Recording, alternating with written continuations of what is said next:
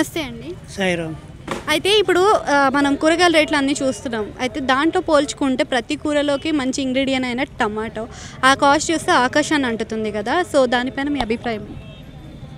Cost ఎక్కువైనప్పుడు జనానికి ఇబ్బందే. ఎందుకంటే వెజిటబుల్ కాస్ట్ కానీ వేరే కాస్ట్ని బట్టి మన ఆదాయం పెరగదు కాబట్టి డెఫినెట్గా ఇబ్బందే కొనేవాళ్ళకి. అంటే ఇప్పుడు కూర అనగానే ఒక కూరగాయతోటి అవ్వదు కదా. సో ఇట్లా టైప్స్ ఆఫ్ కూరగాయలను అన్నీ కలిపి చేయడం ద్వారా ఒక్కొక్క కూరగాయ ఒక్కొక్క ధరలో ఉంటుంది. మరి ఆ ధరలన్నీ సామాన్యుడు భరించగలుగుతాడు అనుకోవచ్చా? కష్టం చెప్పాను కదమ్మా. ఇప్పుడు ఈ ధరలు పెరుగుతుంటే మన ఆదాయం పెరగదు కాబట్టి డెఫినెట్గా ఇబ్బందే కొనేవాళ్ళకి. అయితే ఏం చేయాలంటే మనం కొంత కొరుగు చెప్పుకుని ఏది చెప్పకో దాంతో టెస్ట్ అవ్వగలాలి. కొనలేకపోతే కొనగలిగినందుకు నో ప్రాబ్లం. కొనలేని వాళ్ళు అంటే ఉన్న మార్కెట్లో ఏది తక్కువైతే అది చూసుకోవడం. అందుకని చేసేది ఆల్టర్నేట్ ఏమీ లేదు దీనికి.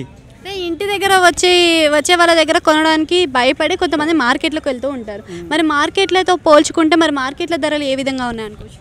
మార్కెట్లో కంపారిటివ్గా కొన్ని ఇక్కడ ఎక్కువ ఉన్నాయి.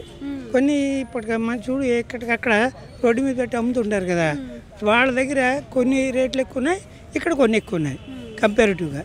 ఇక్కడ కూడా ఒక్కొక్కడు ఒక్కొక్కలా ఉంది వేరియేషన్. ఒకళ్ళకి 50 అంటే ఇంకొకరు 40 అంటున్నారు.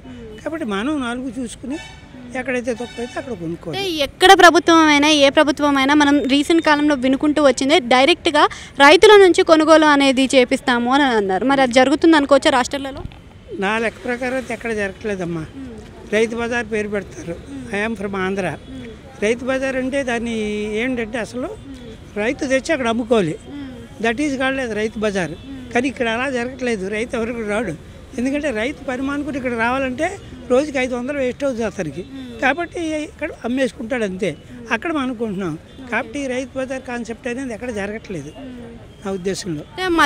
మధ్యలో ఉన్న ఎవరైతే మధ్యలో పర్సన్ ఇక్కడ లబ్ధి పొందుతున్నాడు పొందుతున్నారు. ఎందుకంటే రైతుకి లేదు కదా అవకాశం. వచ్చి పండించుకుంటాడు. ఇక్కడికి వచ్చి కూర్చొని వెళ్ళకల సాయంకాలం దాకా ఉండలేడు అతను. కాబట్టి అంతకొంతకి ఇక్కడ అమ్ముకుంటాడు.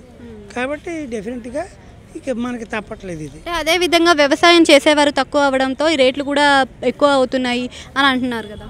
మరి అది కూడా కొంతవరకు కరెక్టే. మెయిన్ ఏంటంటే దీనికి తగ్గాలంటేనమ్మా ప్రతి వాళ్ళు కూడా మనకి వేరే ఖాళీ స్థలం ఉందనుకో 4 మొక్కలు వేసుకోవాలి. ఖాళీ స్థలాలు లేవనుకో మనం చూడు ఇండివిజువల్ బిల్డింగ్స్ వాళ్ళు టెర్రస్ గార్డెన్ మెయింటైన్ చేస్తారు. ఆ పైన 4 మొక్కలు వేసుకోవాలి, 4 ఆకుకూరలు. అవి చేసుకుంటే కొంత మనకి తగ్గుతుంది. అలాగే ఎవరు చేయట్లేదు కదా. కాబట్టి ఒక గవర్నమెంట్ ఒకటి ఏమీ చేయలేదు. ఇది మనం కూడా కొంత చేయాలి. ఆటోమేటిక్ ఇప్పుడు పాపులేషన్ పెరుగుతుంది, సరిపడా ఇవి పెరగట్లేదు. కాబట్టి మరి ఇప్పుడు ఇంకోటి ఏంటంటే అన్ని ధరలు పెరుగుతున్నాయమ్మా. ప్రతి ధరలు పెరుగుతున్నాయి. పెరిగినప్పుడు మనం జాగ్రత్తగా కూర్చొని మేనేజ్ చేసుకోవాలి. ఒక్కొక్కసారి రైతుకే చాలా తక్కువ రేటు వస్తుంది, నష్టం వచ్చేలా ఉంటాయి రేట్లు. అప్పుడు మనకి బాగుంటుంది రేటు.